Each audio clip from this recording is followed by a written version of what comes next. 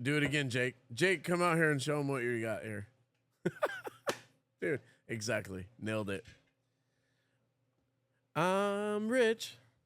I'm Frank. And it's people, pints, and possibilities. Yeah.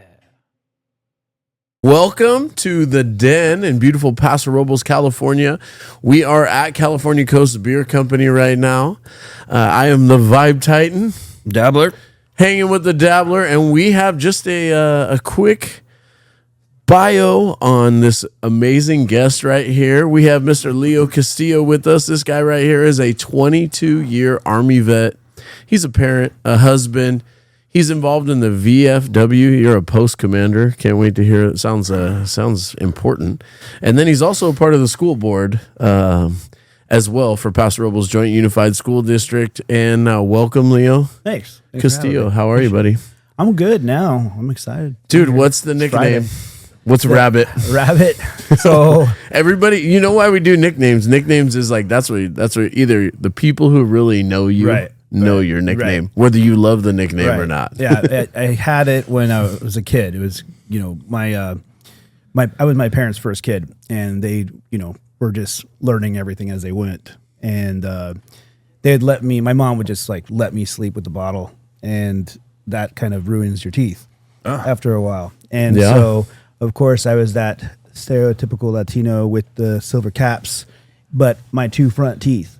And the problem is that they did, this is early 80s. So the caps were big. They were like adult size caps in a little boy mouth. And so I was like buck tooth, but with bling. Oh, buck tooth with bling. Yeah. The rabbit was in the house. It's hard. And it followed me all the way to high school because when I had my Letterman jacket done, like it had rabbit. I'm like, this is great. But it's really only a family nickname. No one else really calls me that. No, you just switched it to everybody knows it because I was fast. Yeah, now everybody knows it. Yeah, they all got it. It's hard raising parents. I wish it was because I was fast, but I'm not as fast as I used to be. Dude, they're like, I want to race the rabbit right now. Yeah. I'm like, no, it's for a different reason, guys. I could crack a bottle open for you with these teeth, but I love it. Well, welcome in. All right, we're gonna get started. We go through our people, pints, possibilities.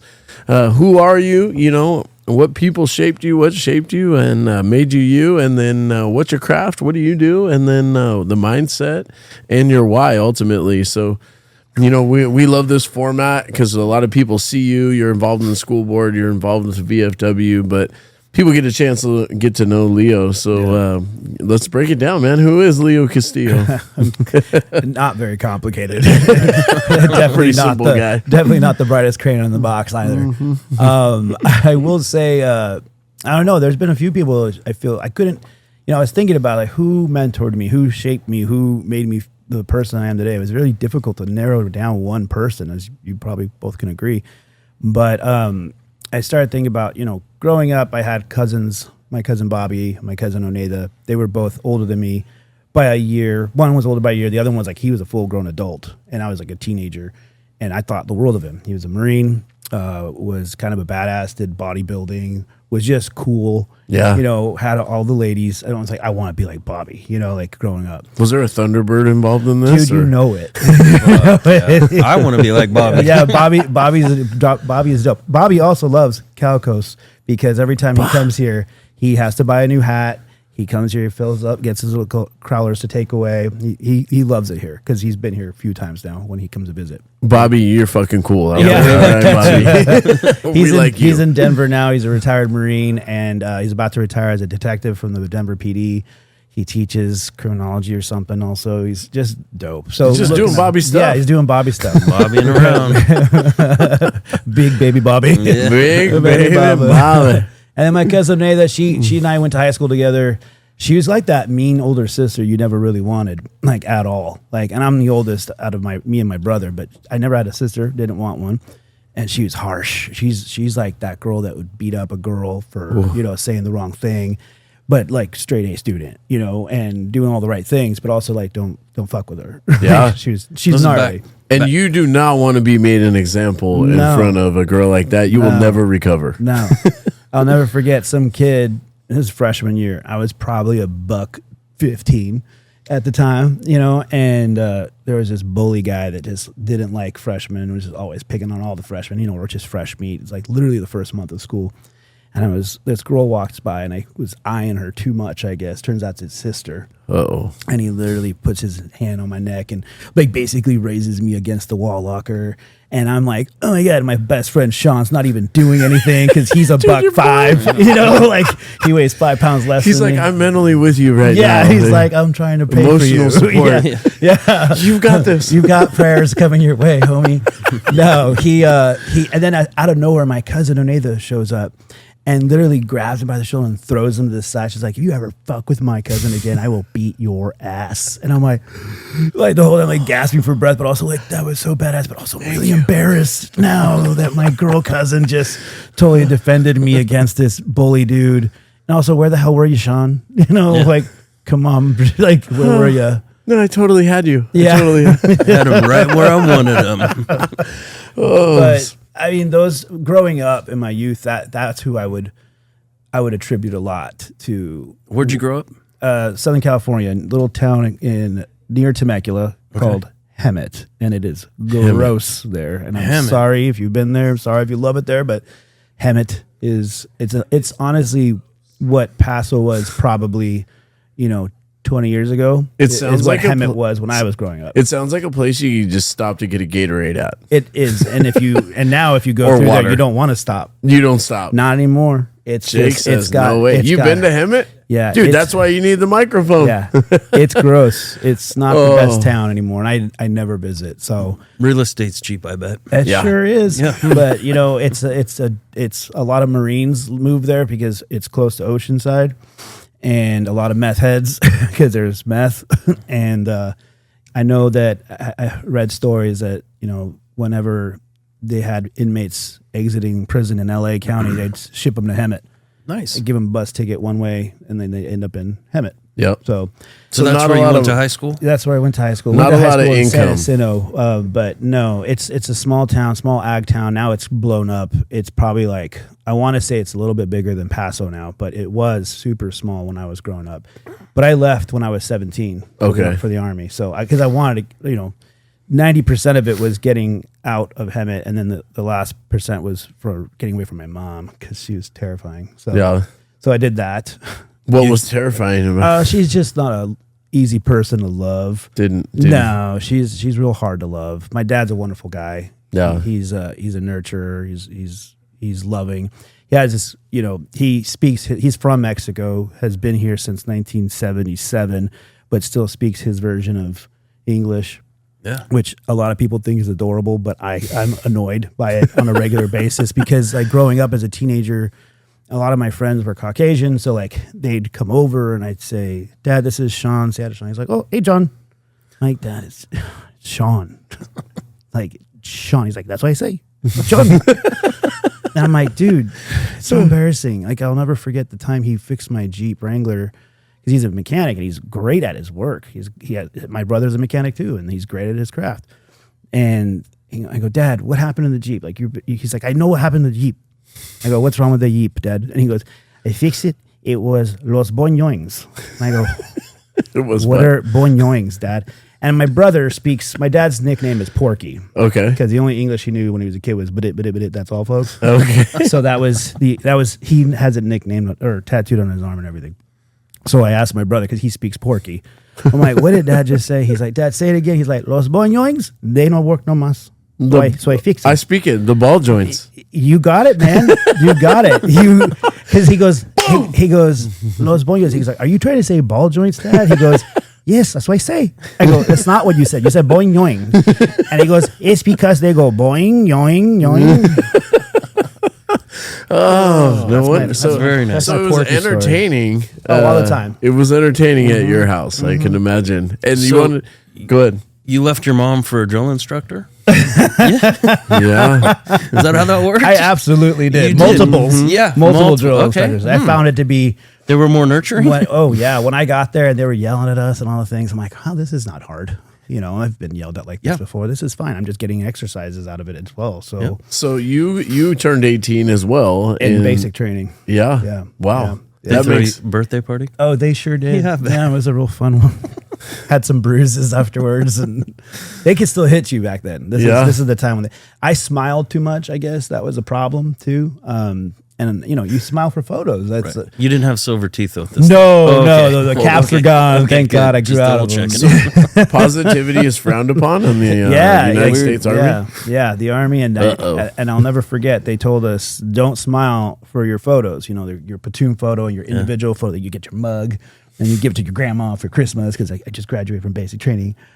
And I said, "Fuck it, I'm gonna smile because that's what I do." So I smiled. And when that picture came in, and I'll have to find it to send it to you to show you because it's just cheesy. Like I even thumbs up. Like it's the worst. And then I remember the pictures came in. They go to review them. The drill sergeant came out. He's like, and they didn't call me by my last name Castillo because they couldn't say it because I was the only guy in my platoon west of the Mississippi. So everyone was country as hell, and so they called me Castro or Hollywood because I showed up the first day and I had like aviators and a Billabong tank top and like puka shell necklace. And you didn't do the total surfer hair. You showed up looking good. You didn't read the basic training 101 manual, did you? No, I definitely did not. Look at me. yeah. Look at me and point me out. So they're where's Private Castro at? I'm like, not my name, but I'm here. And next thing you know, two of them grabbed me by the collar and they just dragged me in the woodline and just beat my ass. And I just remember covering my face. I'm like, I'm still handsome. Please don't hit my face. Please don't hit my face. Yeah, this is my money maker. Yeah, I can only get so far in life. So just so I'm clear, as the get your ass beat guy in the military, they don't appreciate swag then in the military. No, I'm like, these are Ray-Bans, drill sergeant. But Why are you mad, bro? Yeah. Dude, why? Never saw him again, did you? Why so mad, bro? No, did not. Oh, someone has them now. You donated them to the government. Oh yeah. Totally. So you were off from Hemet, and it just got worse from there. I thought it was a great time compared to Hemet. Dude, hey, but your swag still continues to this day, right? That. You have the swag. Yeah. Well, I do love a good Hawaiian shirt, and I don't think I can. My wife's like, "How many of those do you have? Do you really need another one?" I go, "I'm at 67 right now." And I didn't mean to throw that number out there because I know that's a thing right now. Oh, God, I know. But no, I got about 67 of them, and they're comfortable. And now I'm in my 40s. I'm feeling my 40s. I wear my 40s. My guayaberas and my Hawaiian shirts and my short shorts and flippy floppies. I'm in it. This is the look. You're living the dream right now. Do you think that your swag came from trying not to be poor in front of everyone? Because I asked myself, I have a lot of tennis shoes, and that is my thing. Yeah. Because my dad would not buy us tennis shoes. Oh, really? Like, you got like one pair of shoes all year. Yeah. And all my friends had like 2 and 3, so now I have like 30. No way. Because, but I still don't spend a lot of money on them. I catch them at the discount. Yeah. I go to Nordstrom's rack I go to the rack. Hit the rack, but still I do know I have those shoes because I was just so jealous of people. Yeah. Do you think your swag came from that, or you just swagged up when you came out the womb? Like, I think I will attribute that to my mom. She always had us dressed appropriately, and I'll say appropriately because like you look at kids these days, they walk out of the house, they look like they just woke up, like wearing oversized flannel PJ felt pants and a big oversized hoodie, and they're going to work. Like I don't get it. So I try to keep I know it's really rare to see me out and about in sweatpants. Like I won't really go out and about in sweatpants unless I am hungover. That's giving up on life, right there. Yeah, if I'm hungover, I'm like you'll know that I'm hungover because I look like trash. No soft pants in public. So to you, the way you dress, it has meaning to you. Like it means something, right? I care about the way I dress. The guys at work give me a lot of shit because they're like, "Hey, we got to go. There's a warehouse that needs moving of equipment, and can you move can you use the forklift?" And I literally respond, I can't believe I'm saying this. I'm like, I'm wearing cashmere, dude. Of course I can drive a forklift. But I'm not going to get in it because I'm wearing cashmere, man. I'm cashmered up, bro. And they're like, the guy's like, what is cashmere? I'm like, let me show you. Come here, feel my sleeve. And he's like, oh, that's nice. I go, yeah, this is expensive. Dude. I'm not going to do that. I love you, but I'm not going to do that. Oh, all right. Hey, and Frank takes a different approach, but you and Frank have similar approaches. I don't know if the Army taught you that, is you just disqualified yourself for a whole area of work that just your outfit absolutely. doesn't allow you to do. Oh yeah, Done. I purposely do it. Yeah, Frank just gets 4 pints in, and then we couldn't possibly have him greet the party when they come in. We could. We Who knows how could. that would go, though. Oh, all right. Well, tell us, what did 22 years? How did boot camp end up? It's 22 years in the Army. Honestly, I think I questioned it every time that my contract was coming up to an end. Like, am I going to do this again? Like, this is stupid. I should get out. I should get out. I should get out. And I think at the 10-year mark, I was definitely thinking about getting out. But at the 10-year mark, I became part of a program called the Counter Drug Task Force, which was like anything to do with narcotic, suppression and working with communities and dealing with coalitions that have a drug nexus where they're fighting against like meth or coke or tobacco even. And you'd go and talk to the community members, you talk to schools, you talk to students, but then you also had the cool guy stuff. Like we'd go and rappel down from a helicopter and chop down marijuana grows that were illegal. This is before legalization here in California. So that was like the cool guy stuff. So that was super fun. That's actually where I met one of my mentors who, like I was thinking about him, like, I don't know if I'd count him as a mentor, more of a fucking scary bully guy. They all are. He was just, but then as I grew older and I worked with him for a very long time, I realized like, oh, he's actually a mentor. And I worked in operations and he was the boss. And he was this hideous dude, like unshapely, had the biggest belly that was tight. Like, I say tight because he drank a lot. So it was not healthy. So he could do push-ups and drink IPAs? I mean, I don't think, like if he just did a At the plank, same his time. belly is literally just touching the ground doing He's a a plank. rolly? Yeah, he's a roly-poly. Yeah. But he'd always like come into my office and just like put his arm up like on the sill and just rub his fat belly. And he'd be like, oh, I got a pickle brewing. And I'm like, ew, dude, like go to the bathroom. Like shit like that. But then he would quiz me on stuff. He's like, all right, how much was this contract worth? And how much did this do? And then he just like bombard me with questions. And every time I didn't get it right, he'd throw a book at me. Yeah. Like he had so many books and I was just getting like clipped in the face and the body. With knowledge. But they wasn't reading Just it. dome shots with knowledge. Dude, that's what I do to Jake. Boom, boom, boom. Books, But knowledge. I will say, like, even though he was on my case a lot, I realized later on that he was actually just trying to better me. And I think the one time I disappointed him is where it all turned for me was he put me in charge of this mission up in, I don't know if you've ever heard of Hoopa Valley. Hoopa is Indian. Correct. Hell yeah, that's up north. Yeah, so it's near a little town called Willow Creek, California. Yeah. And we had a whole group of engineers up there, and I was the ops guy, and I was in charge of this mission. So I just managed our little, our soldiers that were out there, and the plans and everything to do with the community, getting them fed, getting their lodging, all that stuff. So they were out doing the work in Hoopa Valley, and then there's a little bar called the Forks. And if you've ever been to the Forks, it's scarier than Pine Street on a Friday night at 1 a.m. Like it's worse. and Stabbings and STDs. STDs. Yeah. There's all kinds of things going on there. And I decided we finished the mission. I want to take these guys out. We've been here for 2 weeks. I want to treat them to. I was a barely promoted E5 sergeant, and I thought I was badass. I'm taking my guys out for drinks, and we all got shitty drunk.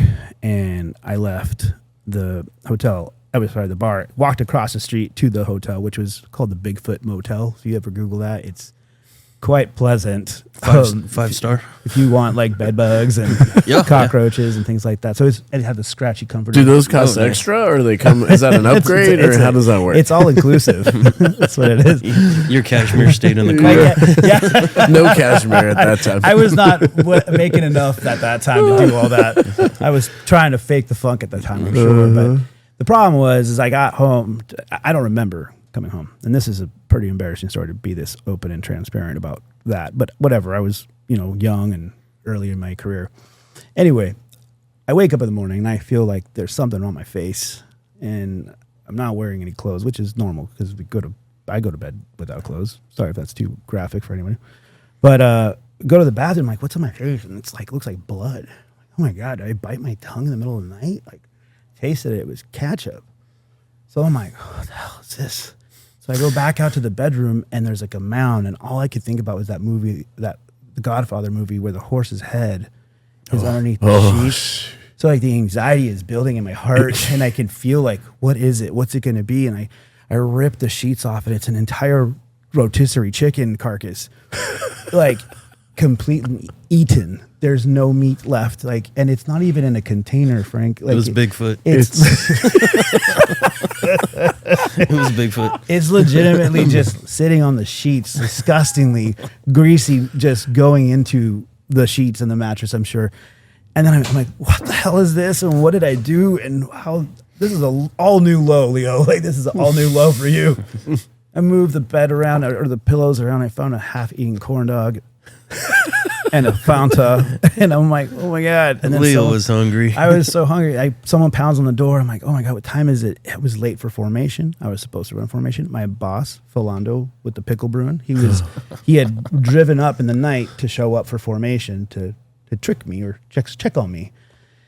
He opens the door, and I grabbed a towel, put it around my waist, and I cracked the door open a little bit. He's like, where the hell have you been? You're supposed to run formation this morning. I go, oh, I'm sorry, boss. Let me get dressed. I'll be right out. He's like, what do you got going in there? I go, no, nothing. He's like, what's on your face? I'm like, he's like, is that blood? I go, no, it's ketchup. He's like, what? I go, I'll explain later. Just let me get dressed. He's like, no, let me in. I go, no, don't come in. It's fine. And he goes, what are you hiding in there? You got a girl in there? I go, no. He goes, you got a guy in there? I go, no. I go, it's kind of worse. He was like, he pushes me away, pushes the door open, sees the rotisserie chicken carcass on the bed. He's like, fuck, what are you doing? I turned into a werewolf last night. Look, man, he's like, are you doing something funny with the chicken? I go, no, I ate it. It's all over my face, and it's not anywhere else. And I have a pickle brewing now.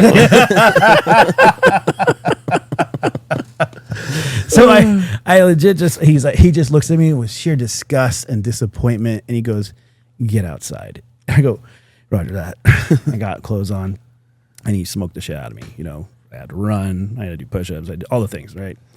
But the thing that haunts me the most about not just disappointing him, that mentor that he worked with me for so long and feeling like I was this piece of shit, was that I can't find out, and to this day I don't know where that rotisserie chicken came from, and it haunts me every single day of my life. I've had dreams about it because Willow Creek is about 1,000 people population. The grocery store closes at 6 p.m. The only thing that's open is the Chevron that doesn't sell rotisserie chickens, because I checked. Where the hell? We need a Netflix special. Where did the rotisserie chicken that Leo got come from? So it's like a very embarrassing story, but I feel like it was one of those like pivotal moments where I realized, like, oh, I'm now a sergeant.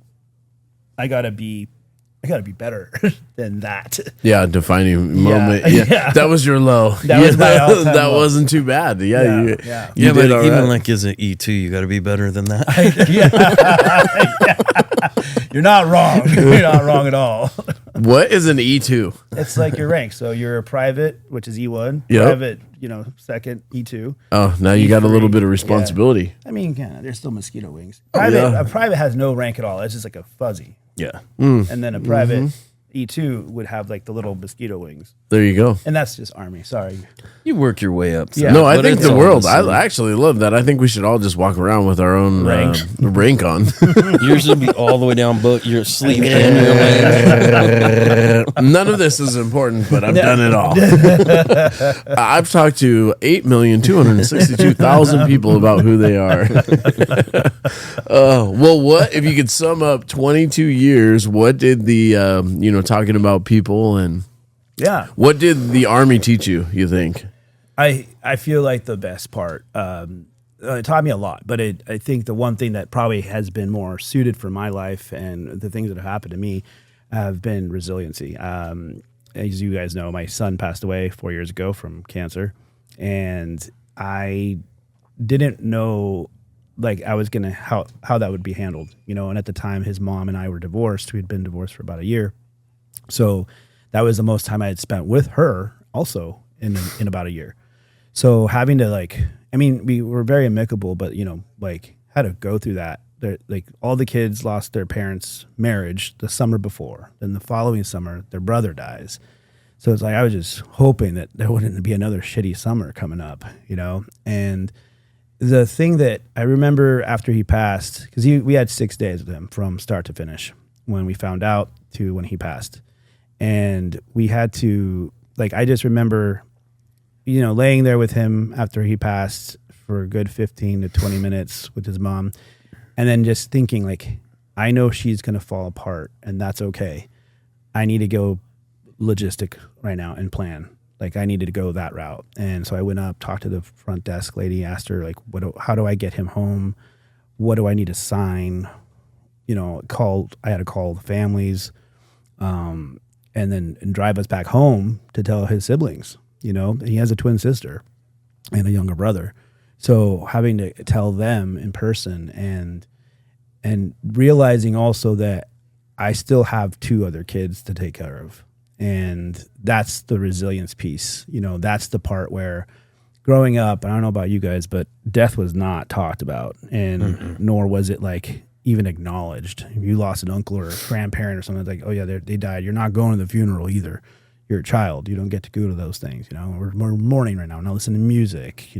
And that's not what I wanted. And for his memorial, I didn't want it to be this morbid, funeral of sadness, which we're already sad enough. We don't need to focus on that. He has 10 years of life to celebrate, and that's what I wanted to do.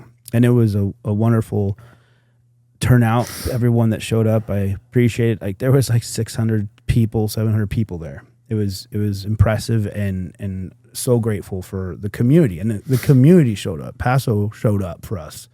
And I'll never forget that. And that kind of attributes why I do what I do for the community, or all the things I sign up for or volunteer for. It's because I got that, support from people I didn't even know, not just people donating to a GoFundMe that a friend stood up, but people dropping off food, people offering to take the kids to a place to get their mind off of it and just be supportive. So I've always appreciated this town, this town, it comes together, and it comes together hardcore for other members of the community. So I was unfortunate to lose a son, but I was very fortunate to have the backing of a community to make me feel like I could still stand up. I can still be a dad. I can still go and do my job, but be their parent as well without completely falling apart. And even though I have fallen apart, even though I do cry probably every day, I still have to get up and go take care of, take that kiddo to school, take that kid to their practice, or buy them this, or hug them there, or kiss that one, and, all the things. So it's resilience I get out of all that. That's admirable. People go through a lot of different trying situations, and for you, we talked about this briefly earlier, is like society would allow you to spiral, and in fact, they would support it. Yeah. They would say that's really tough, and not a lot of people have to go through what you went through, but you didn't take the easy way out. No, you didn't take. That would have been the easy. Bury yourself in drugs, bury yourself in depression, bury yourself in alcohol, No, believe me, it was. And what stopped you from that, you think? I think what stopped me from that is because I know how. Here, we'll take that. Oh, it's fine. It's a comfort. There you go. No, it's one of those things that makes me feel like it's not that it's weakness, but I know it's a slippery slope, right? Like, okay, I'm just gonna stay home and smoke weed all week and just numb myself, or get drunk and numb myself and not feel the feelings and not process the feelings. And I think that's why I wanted to make sure I process. And I've deployed twice, and I've had to do the same thing because I've been through that where I was in that hole for a while. I'm not anymore. I still deal with those demons, but at the same time, like, it was something different but similar. Coming back from deployment, losing friends, having a child, losing a child, like, it's a bounce back thing that you have to do. You have to work on.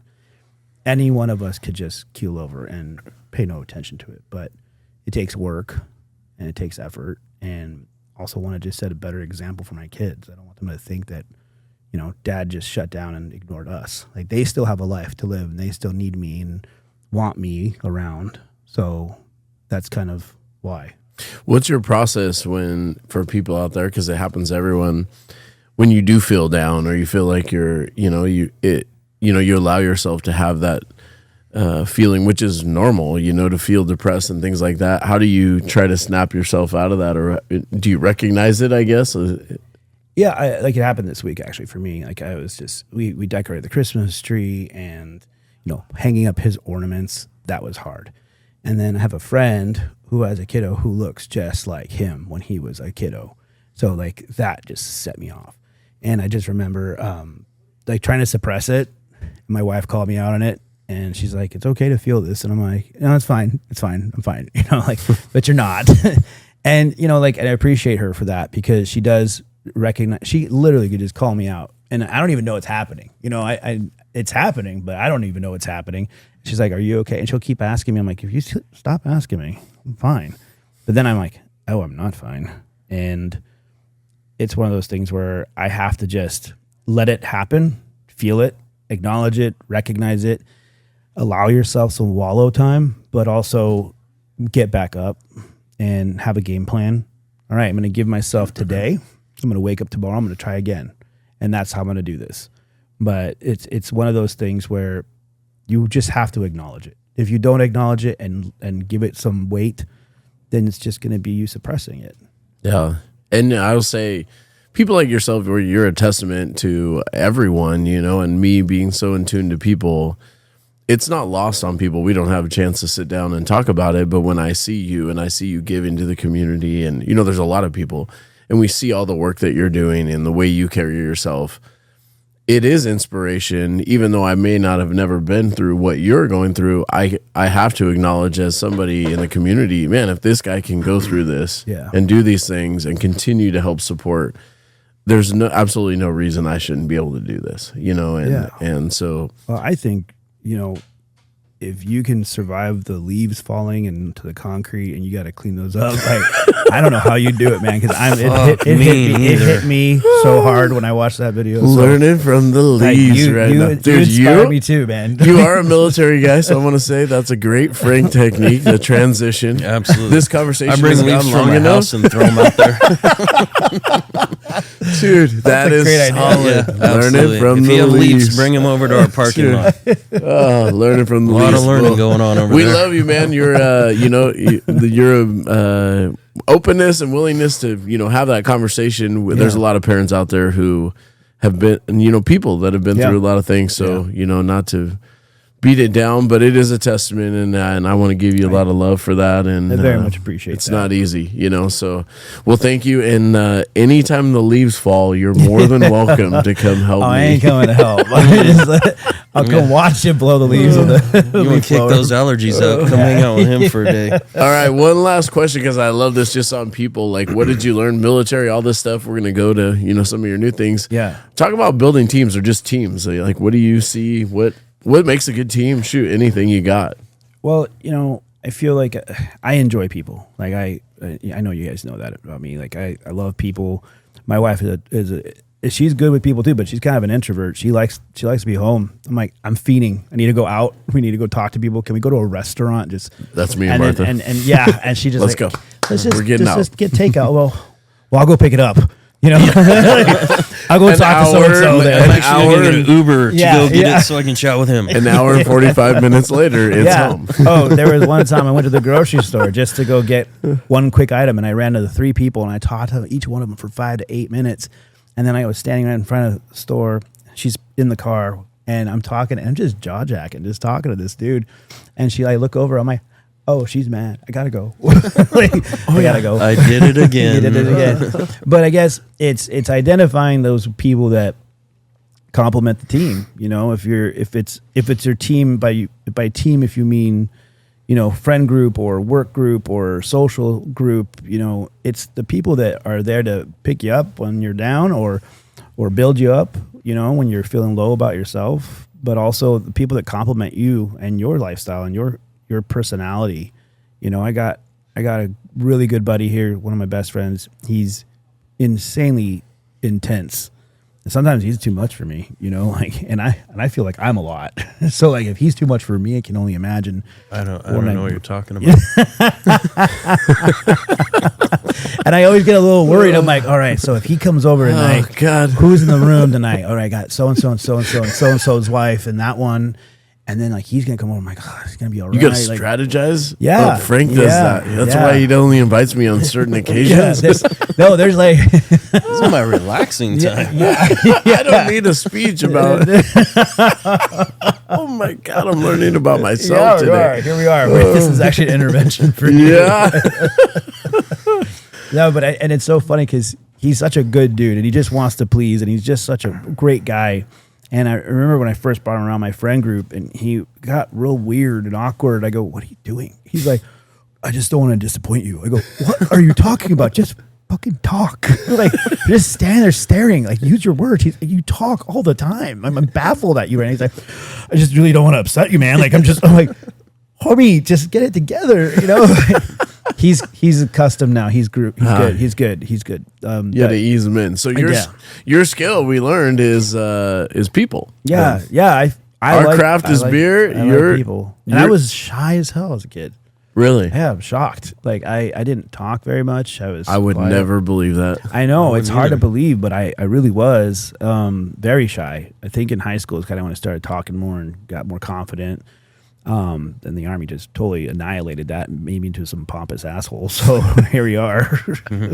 But people, I think people have told me this before. You give people way too much credit, or you trust people way too much, and which I do. I give too much trust to people. I give too much to people that either I just met or I hardly know, and then I love hard on the ones that I've known for a long time. But I also know that they're human. They make mistakes. I make mistakes. And I just appreciate a good time. I appreciate having a hangout, having deep conversations. I have those friends that I can have real deep conversations with. And I have those friends that, we're just meeting up to get drunk because we're having a birthday party. Or this friend's my running group partner. We're going to run today. And so all these different niches of friend groups is totally fine. But when you get them all together, it's really weird. But also fun. Well, you're the go-between between all of them. I feel like a puppet master. But the VFW guys are like, why am I hanging out with the... Oh, that's the best. That's the best. There's one of our guys. He's I won't say his name, but he's a first sergeant. And he's a real serious guy. He's a real professional guy. And I think I just like make him uncomfortable because I just say gnarly shit in front of him on purpose. He's like, man, you can't be saying that kind of stuff. I'm like, yeah, I can. Why not? I'm a civilian. I can do what I want, So it just kind of throws them off. But all those guys, it's also, as Frank knows, that it's a very eclectic group of people, the military, and it's like the United Nations all in one. Like you go out to eat, and it's like, oh, I have all socioeconomic and ethnic backgrounds with me in one sitting. There really is Tex in Oklahoma and Hollywood in California. It's so accurate, man. It's just so accurate. But yeah, people. I appreciate people, the ugly in them and the beauty in them, because I feel like you learn something from the ugly, right? And you're in a lot of groups. You're in the VFW group, and we talked about the Army, and you're also in the school board. You're in the educational group too. I sure am.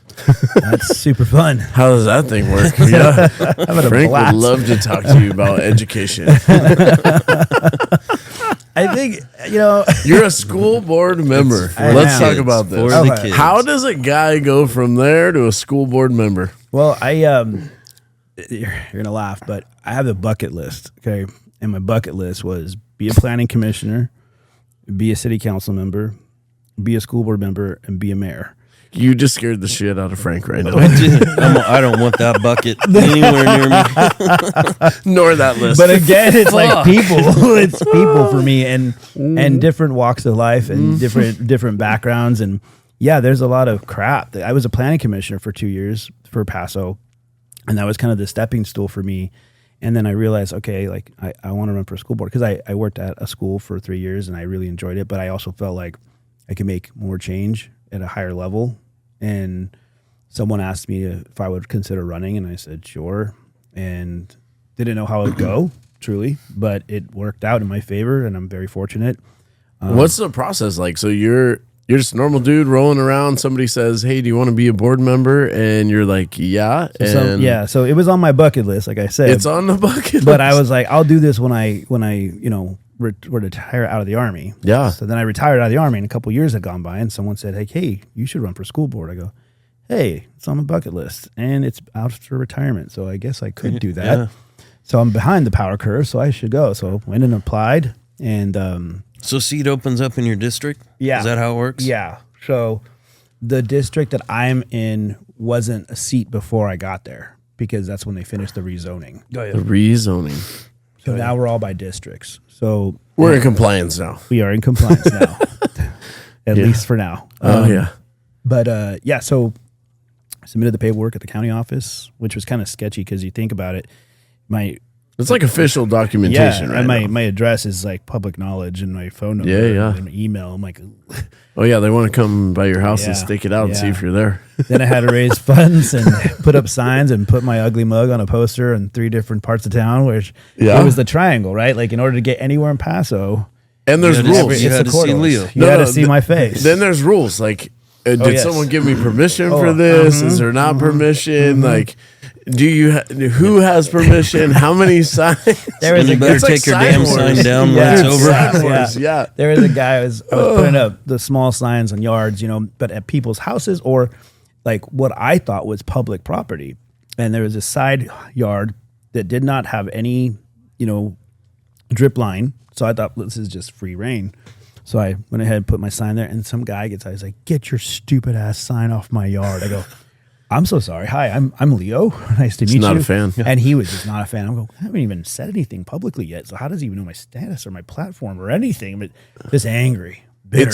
It's amazing how people can form an opinion on human beings and even hatred 100% without ever having a conversation. I will tell you that I live in a cul-de-sac, and it's a wonderful place. And I'm friends with all my neighbors. And this past election, every neighbor was like, "Can I get a sign? Can I get a sign?" I'm like, absolutely. So every house in the cul-de-sac had my name on their yard, except for one. I won't say her name, but she knows who she is. She's the Grinch. She won't listen. She's very much a Grinch. But she had the opposition up on her yard. What? Oh, she went ops on you in your own neighborhood? She the audacity, the That's burning bag of dog poo right there. Whoa, you have no idea. I'll tell you some stories offline. Not even no thank you. No, just, no. Didn't even ask full support on the other side. My platform or anything. Oh my. Is she a member here? No. She rarely leaves her home. Membership canceled. Yeah. She's also older. And it's funny. It's like my opponent, I consider her a friend or an acquaintance. Like, our kids have played together and had stayed at each other's houses before. That's okay, by the way. And so, like, right? and I was totally. When people are allowed to run, and then 100%. Someone wins and someone loses. It doesn't have to be ugly. That's okay. It doesn't have to be ugly. Sports teams play every week, and somebody has to lose and somebody has to win. And she's still very much involved with the school and doing all the things with the school. Yeah. On as a volunteer, which is wonderful. So that just tells me she has the right passion for it. And I remember meeting her at a debate, and I just said, like, "Hey, how's it going?" And gave her a hug and just said, like, "Hey, I really appreciate you doing this." And she's like, "I'm really nervous." I go, "Don't be. Like, look, I'm not here to annihilate you and talk ill to you. We're both in it for the right reasons, I feel. And if we're in it for the right reasons, whoever wins, wins. Like, at least there's that. So let's just do the questions, and then don't have to tear me down. I don't have to tear you down. It doesn't have to be nasty." Yeah. No, that's a novel idea, right? What a concept. I know. We should do more of this. Should write a book. So you get it, you win, you go and you have a party and you win, and then awesome. Now but that neighbor's not invited to that party. now you're a board member. Yes. And what happens? You know what's funny? I didn't even realize. How's it going? Dude, do like black Escalades pick you up? And do you like to the district? Do you like big fat thick packets of shit you have to listen to? We get to say the stuff you don't get to say. Yeah, how about how keen are you on 3 minutes of people just talking shit to you and you can't say anything back? You love that, or how's that work? That is probably the hardest part for me, is to sit there with my mouth shut and listen. And I did not do that a couple weeks ago because I definitely had comments to say, and I felt the need and urge to say it, because when you question people that have put their time on, and it's not just the Tuesday night meeting, every 2 weeks, it's more than just that. It's after hours, you're reading, it's time away from your family. Then you have these other separate meetings that are on the weekends, and it's all building towards the same goal, right? And you do your site visits, you try to go meet with principals and students, you try to attend, college or high school plays and things that are going on in the school district so that you can be seen and also understand every aspect of the school system. And so that's just one of the hard parts, but that's the best part too, because then you get to learn. So we have other roles to play. It's not just this one thing. But don't violate No, that you're brown good. act. No, but don't. Yeah, and Don't violate the brown Don't act. And your violate the reward, Brown by Act. the way, your reward for that is this. $277. Nope, Damn, ready? player. That's an inside joke. Is that even a cashmere shirt? Here's your reward. John Jones, I'm making up this name because he's an MMA fighter. John Jones, 1421 Erstead Drive. Yeah. Paso Robles. I'd like to speak to you, Leo. And start my time. Yeah. Oh, son of a bitch. I hated that. Now we tell people to fuck off when they start talking shit to us for 3 minutes. Bye. We stop them. Your time is up. Yeah. See you later. But back in the day, in Yeah. the board meetings, it's like, I would like to talk to you about this guy. Yeah. And you just have to do the like, here I am. I'm going to dig in while you talk shit about most of the stuff that doesn't even make sense or is not factual or anything else. It's not an easy job. That's for sure. No, it's definitely not an easy And, job. But what I will say that people probably don't recognize or know, and you guys would know, there's all this negativity that happens because we make it happen that way. Society makes it happen. We amplify it. We post it. We share it. We comment. We bully other commenters. But what they're forgetting is there's still students going to those schools, and those students are the ones that we're supposed to be thinking about and considering. So all petty differences aside, focus on the students, focus on their successes, focus on their all their accolades, and promote that. And that's what we're forgetting about. All we're focusing like, oh, so and so got arrested for whatever, or so and so did X, Y, and Z. It's like, yeah, but did you know that we also aced this test over here with these 30 students? Did That's you also boring, know? though. Yeah, it's boring. No one wants. doesn't Where's get the clicked. drama? Where's the Yeah. twist? Doesn't Like, get headlines. cheated on the test. Yes. It needs to Exactly. be a headline. It needs to be something negative, but it doesn't have to be. No, you're right. Adult issues continually get in the way of kids' success. 100%. And then that is ridiculous. Yeah. It should be unacceptable. It should be. And here at Calco's Beer Company, I'll tell you, as ex-educators, it is unacceptable. We don't allow people. If you have a problem with someone, go talk to their face. Go have a discussion about the issues. Go talk to someone, but don't have hatred for people. And also, here's the other thing. I'm just going to say it right now. As being in it, do not accept people who come up and just are tearing down their own organization, yet they are not there to build it up. They're not involved, and they're not putting their own time on the line. They're not out there supporting the great things going on. They're not spreading the positivity. Right. Do not allow those people to take over these meetings. Get your ass in there, get in line, and stand up and say, hey, man, I really want to tell this teacher they're doing a great job. I want to support this program because these are going well for my kids. And if you need to demand things for them, do it in a great way. Say, hey, I've had a conversation with the teacher or the coach or the person directing this program, and we need more money. Because I think if we have more positivity in that, you would see a lot more people donating. Right. But right now, the brand, if the school is a brand, we've allowed it to be horrible, and it was horrible before I was there, and it's still it's bad. And I don't care what anyone says. It does have a negative connotation only because people perpetuate that idea. They do. And there's a lot of great things going on with a lot of great people. They're working really hard. And what I have always said, especially when I was on the planning commission, was, people would complain, like, why did you vote in that way? Like, why did you like that idea? Or I'm like, well, if you don't like it, you can run or you can apply to be appointed. Weird. But why don't you do it? You got all these great ideas. Well, run for the office. I mean, you can, but you won't. You just want to gripe and bitch and complain from the background. And dig in on tribalism, right? You have to take a side. You have to take a side. It's like, gone are the days of like, maybe I'll just wait and see, can I gather all the factual information? Can I take a second to internalize it? Can I formulate an opinion on it and then vote? Or do I need to just pick a side right now? And then that's the thing. Do you have to pick a side? I mean, you could have beliefs and thoughts and guidance and, personal morals that guide you in a certain way, but it doesn't always have to be about sides. No. And we're going to see education, I'm preaching to the choir. You're in it and I'm out of it, but you're going to see education has to change, and it's going to change. Yeah. Students no longer have to, and this is no offense to anyone, this is not a hidden meaning. I'll use my own teacher. My old history teacher was the only one who knew history in the 90s, right? And they went and studied history in college, and they were the expert at the high school of U.S. history, right? Those days are gone. Yeah. Kids can access, young people can access more information than we could ever dream of. They're actually the experts in a lot of the fields. They know a lot. Because they're up at night watching YouTube cut-ups of Egyptian pyramids and things that inspire them, and at a younger age than we were. And I've said this, I'm passionate about education because I think that the way to solve a lot of our ills in society is not to, give people a handout or anything. It's to provide them with the education on how to have bank accounts, how to invest in stocks, how to buy property. I had an econ teacher who told us those things are reserved for the elite. Stock market is never taught. There's a reason. It's only taught to specific people. Real estate is never taught in high school. Why? Because they don't want you to know it. Just Same banking. thing. Banking in general is never taught. No, People don't want you to know how to leverage loans and leverage properties and own property and use that to make more money. And so it should be. We should demand that for people.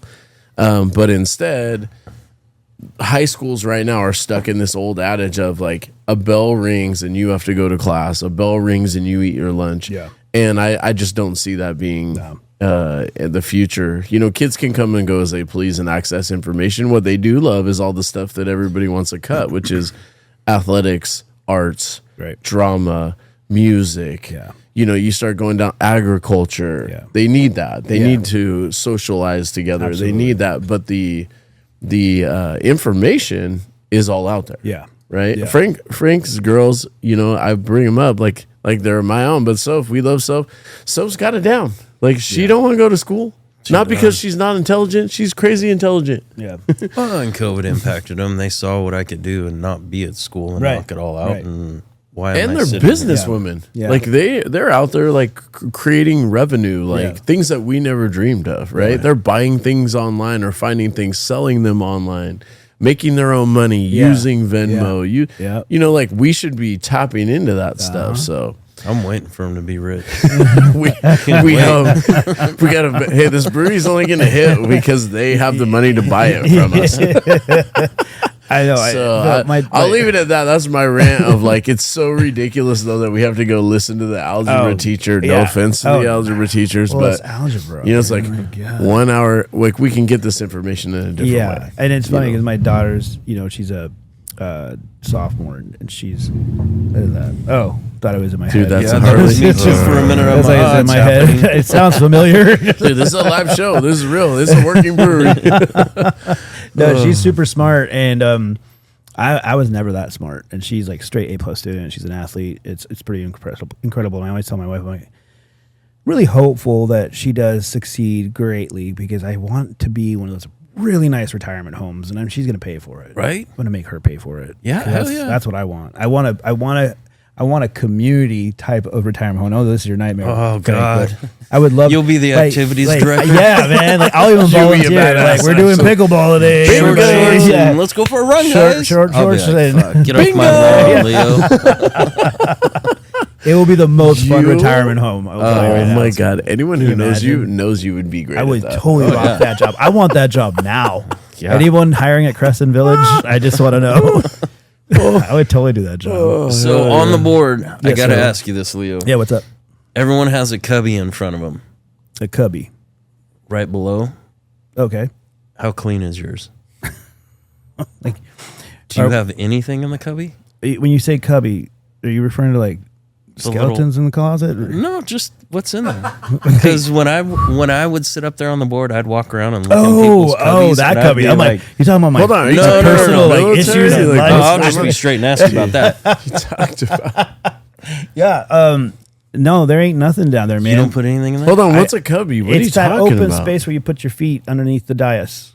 at the school board meetings. See, I've never I'm been over here on that side. I'd always been in go the around city. and look, and I You knew who the gangster. piggies were. I know like, who the piggies are too. Yeah. But it's not So- me. What's under there? What's some secrets?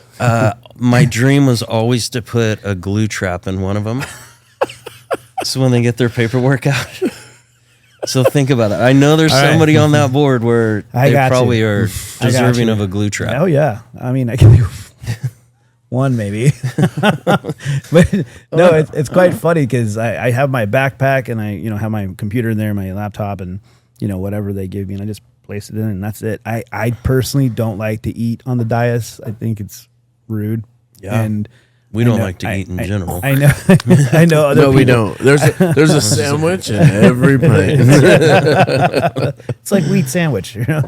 No, there's always snacks available, which is great because All right. you're eating during dinner. So. Let's send some praises. Sorry to cut you No, you're off. good. I want to make sure that we do this because this is what we're meant for. This is why we're built. What are some great things that you just are inspired by that you're excited about being on the school board? Give me some positives. Honestly, like I didn't realize. So I don't know if you know this or not, but I'm Latino, and a lot of people May have guessed. We would have got canceled earlier if you weren't. That's why Frank and I didn't talk. Our biggest rating. I really wanted to talk just like you were, but I can't. It's You did not speak allowed. Porky. I did. Well, speak I Porky. understood it. I Yeah. translated it. I did not speak it. But I did. I realized it while I was running that there hasn't been a Latino board member in like 20 years, if not longer, that I can find online or in their historical documents. And that's odd because we're 61% Hispanic community here. Yeah. And that's really odd to me. And I didn't run on the platform that I was the token guy. It wasn't my intent. Yeah. I was just running because I wanted to be one of the younger people on that board because the previous board members had been older. This is probably the youngest board we've ever had. And that's as a collective, Thank God. which is great. And everybody on that board, with the exception of one, I believe, has a child in the school district. Every single one of those board members. That's Unbelievable. That's amazing. That's great. That's amazing. And no offense to anyone that's been on the board that didn't have children while they were on the board. You just had more time on your hands. That's great. But if you're able to balance out life and have kids in the school district, you're serving your kids too, your own kids. I have a sophomore, a freshman, and an 8th grader, and a 5-year-old. You have intelligence in the schools.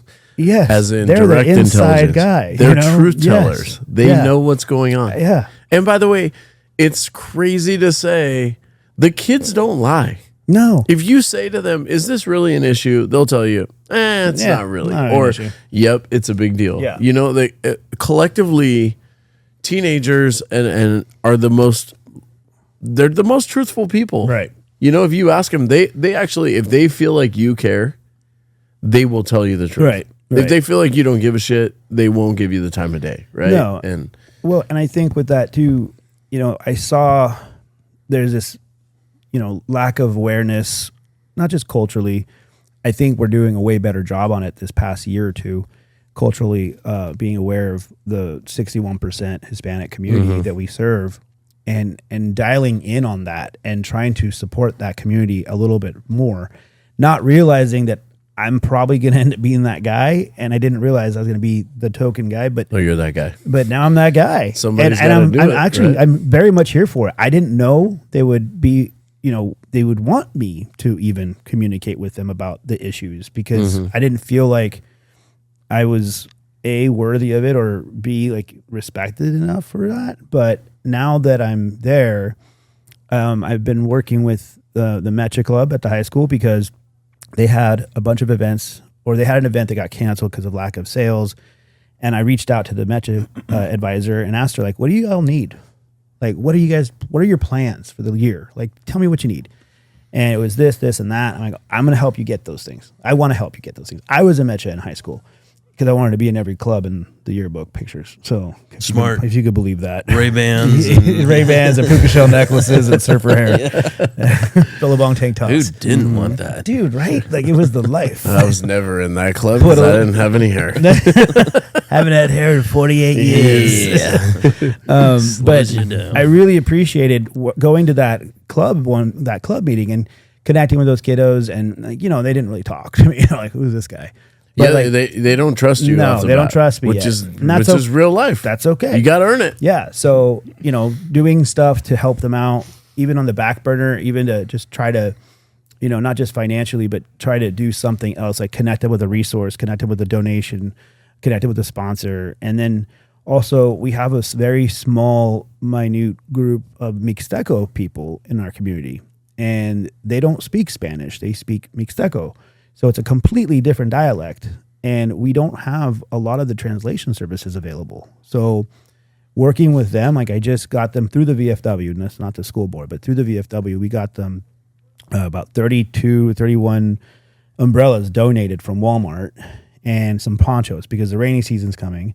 And a lot of those kids are going from Oak Park area to Georgia Brown, and they have to wait outside for the RTA bus because we don't have enough bus drivers in our school district to drive them on that route, which is the biggest issue right now, as you probably have heard. Yeah, no, you can't hire them. No one wants to do the We know job. Kelly Steinberg well. She works her ass off. Yeah. And they just can't get People enough don't want to be bus drivers. It doesn't pay very well. It's not a glorious job, and the kids are going crazy in the back. And you jerks know, in the back. there's a reality to the whole thing. Yeah. So helping them get that donation was more of like, it was a VFW effort, but it's an underserved group of people in our community. And I feel like that's kind of where my niche is now. And But you're perfect for it, I will say, just in my experience with it, which is you can approach all the different people in different groups to unite them, versus like a lot of times someone like you gets used in a negative way too. Like you get typecast, you represent us and you have to stand with us on everything, and not. But you're so well known and you're so well-rounded with different groups of people and so good with people that you can actually break down some of those barriers where it's like, we're not here to fight each other and, you know, be against each other, but I am here to represent a group that is underserved, that needs to get things, not at the expense of other groups. Right. And that's a powerful thing because it becomes politics at some point. And that's the thing. It's not supposed to be a political court at all. It's supposed to be apolitical. And I understand having morals and values that guide you to your decisions that you make, but it doesn't need to be political at all. And there's a lot of boards that do it without having to be political. But I do. It's people. I'm enjoying the work. I guess it's daunting. To answer your questions from a long time ago, I'm enjoying the work. It is. It's hard. It is daunting. Getting yelled at by a specific person that shall remain nameless, but I think he deserves negative. Don't feed. He deserves all the blessings this Christmas. But working with those staff members that do bust their ass, and the students that are also working very hard to get out of here and, you know, go change the world. I think that's incredible, and I'm happy to be a part of it. Find the people making change, support them. Yeah. You can't have everything, but, you know, listen to them. And my biggest advice to you, you know, I miss education. They say that I miss the kids all the time. Yeah. I do not miss the adults whatsoever. I miss the adults who impact the kids, and the kids have a appreciation for and respect. My advice to you as a lifer, you know, half of my life was in education. Is probably one of my favorite things that I ever did in my life. Go find the kids and talk to the kids 100% of the time, and leave the adults to the side. Yeah. Because they have all these different opinions, and those kids will tell you the truth, and they'll tell you who gives a shit about them and who loves them. Yeah. And that's what you want to feed and continue to keep those programs running. And we're about it. We do it here. Yeah. The sad part is we can help school districts better. We can help the school district better being outside of it than we were inside of it. I know. You want to raise money? Let's do it. It's crazy. You do it the right way. You figure it out, but we'll find a platform that you can, you know, raising money for kids is easy. Yeah. It's just finding people children that do the right thing and get it to those kids. That's the hard part. Yeah. So, and I mean, I know with you, I don't know. It's commendable. How old is your kiddo? What do we got? 16, 17, and 21. So it's like that interesting, like I'm in the middle, I'm in 15, 14, 13, right? And they, my kids never used to want to bring their friends around. I'm like, why don't you bring your friends around? Like, why don't you have your friends? And I was like the head of discipline at Almond Acres for 3 years. So you're not the guy, they're bro. like, they're scared of you, Dad. I go, me? Like, I'm such an approachable person. Like, what are you talking about? They see you at the grocery store. They're like, holy shit. With a bottle of gin and a Snickers bar because I needed to replenish the bar. I'm like, hey, don't look at me or judge me. And of course, like, I'm like, all right, because my wife texted me one time. She's like, can you just pick up a bottle of gin? I feel like a martini. I'm like, yeah, we're out of gin. Great. I'll go get a gin. I'm like, oh, I'm kind of hungry. Ooh, a Snickers bar. Great. So I grabbed the handle of gin to restock our bar. And I'm walking through. I'm like, please don't run into any students or families. And like, there they were, all six of them, like 6 different families. And I'm like, God. Peeking around the aisle looking like, And I'm like, yes, you're leading me to this today. No, it's like when they do see you out, when the students see you out, it's like seeing a zoo animal outside of their habitat, right? They're just like, wait. in shock. Why are you You here? don't live at this school? Yeah. Why are you here? Well, education is awesome. We love it. We don't have any negativity. Yeah. We care about kids and getting them where they need to be. Frank opinion for Cayuga School Board. You heard it here first. I'm going to donate to that right more now. probably bus driver, custodian. Ear pods in. Like, yeah, I'll be cool. All right, let's get to the last part, which is the possibilities. What is your why? What are you doing? What do you what fulfills you? What drives you right now? That bucket list, dude. Let's not hit just it again. Are you really? Are you for real? You want to be the mayor? What's left on the Hit bucket it list again. is so I already did planning commission. I'm currently doing school board. It's impressive. Got 3 more years. I just hit my year, so I got 3 more years of that. Yep. City council, and then hopefully maybe mayor. Dude, that's badass. And we talking about goals. We had a goal setting conversation. I talked with Jake about setting goals. We need more goals for our podcast. We need to set specific goals. Those are specific, and you're halfway through them. Well, and I that's think pretty cool. The why, I guess, the whole why actually comes back to 2003. I got deployed out of Camp Roberts in 2003, but I was stationed down in Southern California. So moved up here for training, got deployed. This town threw a whole party for us in the downtown square. Yeah. When we got back from Iraq. And then they threw a big parade for us, or a big party for us at the base before we left.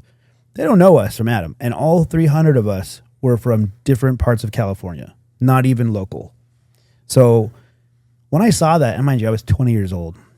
And I turned 21 in Iraq, which was not great, but what I know. Turkish whiskey was not the jam. Cassandra. It was called Cassandra. So it's like 1980s, like glamour shot on the cover. $5, 5 dinar. Anyway, but so I recognize, even though I was 20 years old, I recognized that this town did something really nice for a bunch of strangers.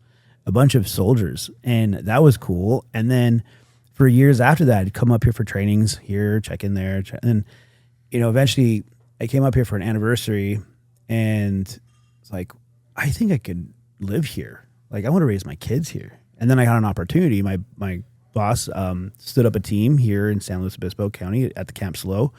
And so we bought a house in Paso, and that was in 2013. And been living here since. And I think my why is community. I think that, because again, I'm a people person. I have that same Santa Claus. If you haven't noticed. Sorry. Yeah, if you haven't noticed, I like people. And I like talking. You are the same person. Yeah. I know. I think that's why I love this guy. It's true. It actually is true. The calories I'm burning right now. And you and Martha are the same people. Yeah, too, I was going to say my wife's very similar to you guys. But the people piece and the sense of community, not just talking to a bunch of randos, but it's literally that community piece. Like, hey, someone that I vaguely know because I see them all the time here, but like they'll do something nice for me randomly, or they'll send me a funny message on Instagram, or and even if it's not in person or it's via phone, or like, hey, wave at you at a restaurant, or see you out in town. Like, it's just that small town feel that I've always grown up with and continue to live, but now I live in a way better place in Hemet.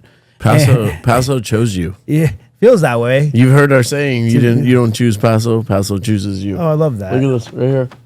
Oh, I love that. It does. It just grabs onto you. Well, and I will say too, like it goes back to the way my family was treated after my son passed. Like just the amount of support that came out of nowhere. People I did out at the know. Winery, thousands of people. Yes. I remember. Yeah, it was huge. And I past the airport. Yep, Although, yep. Absolutely.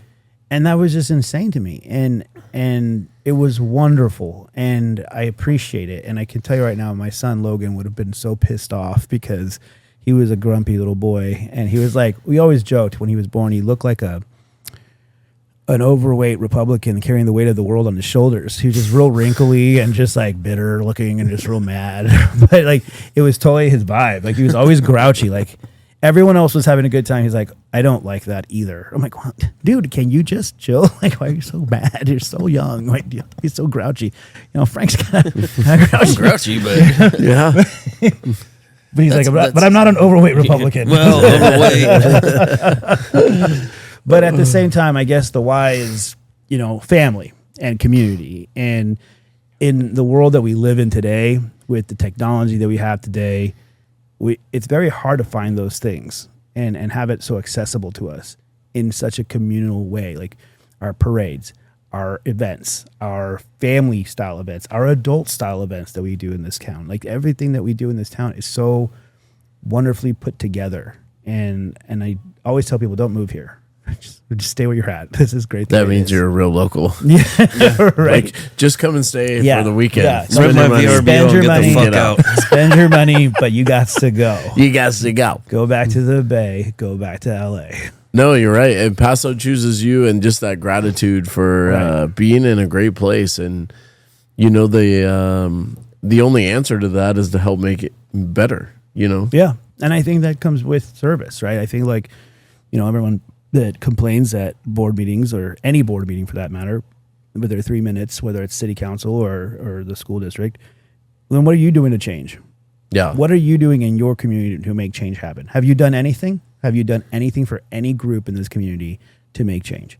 And that's where it should be. And just for clarification, we don't think discourse is a bad thing, but do your homework. Mm-hmm. Talk to the people that are there. Be reasonable in your, do discovery, figure out what's really going on, formulate an opinion, and come with a high quality, not just confirmation bias with the three people that you talked to and you heard a rumor, because we've got to stop with somewhere on earth has to be the greatest town in the world, and this place can be it. And that greatest town can also have the greatest school district and the greatest city council and the greatest school board and the greatest wineries and the greatest breweries, but in that there has to be a lot of people communicating their needs. Our roads are kind of fucked, but it's true, and we need to have that conversation. Right there, check that fucking road out. Call that alligator skin. Don't get me started on commerce. Chris is coming on, so we're gonna talk to him. Oh, good. The new city manager. But you know what? We're not gonna talk shit about his roads behind his back. We're gonna talk to him. To his face. Right to his face. Yeah, hell yeah. We might have the podcast on the road. His chair's gonna be all fucked up in the and I guess I'm gonna defend Chris when he's not here because I'm the one who's gonna get him signed up. He's gonna tell us he's fully aware of the roads and they have a plan, and here's what we have to do to execute it. And I bet it involves, which people hate around here, but this is necessary if you live in a good place, enacting another cent tax and doing something else because we're behind, right? Yeah. But we have to dig all those things out, and the greatest places on earth, people do reinvest it. Right. I'm okay spending my money if I know it goes to something quality. Right. I don't want you wasting my money just like everyone else.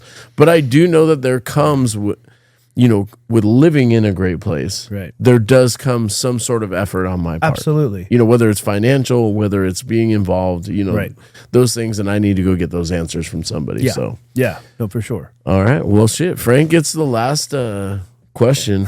He always gets the final thought. I get the I don't like final. I don't like the smirk on his He face. always gets the smirk. You've been saying I'm always never ready for it. No, really? Is that the smirk? Oh, quite. I thought I talked more than I ever have in the podcast. I think it's more like, that's about normal. Oh, for you Frank. heard? Okay, first off, I need to apologize for that. I am not feeling well, so all the sniffs and I've been trying to dodge it. You've been very I've aware. been trying to dodge it because I don't want to listen to that Dude, shit. blame, complain, and defend. But anyways, thank you for your service, brother. Thank you for Appreciate your service. Yep. And I learned Richie understands Porky. Oh, Which was Richie, badass. That's my nickname. When I was a sure kid. is. Tessa gave him that one. Okay. This guy right here, honestly, though, the resilience, you kind of define it. You look it up. Dude, thanks. I understand the military side, teaching resilience, but other things you've gone through and everything. Like, man, you're not going to knock this man down. He will get back up.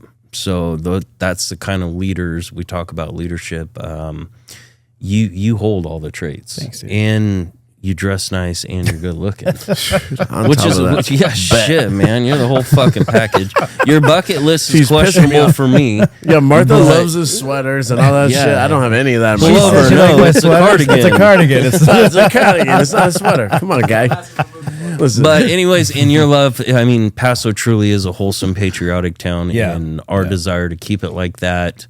Obviously, with change is always going to happen. But on the forefront, the focus is to keep this town and take care of the kids. And you're starting with the kids, which is it's commendable. So Yeah. I appreciate you coming on.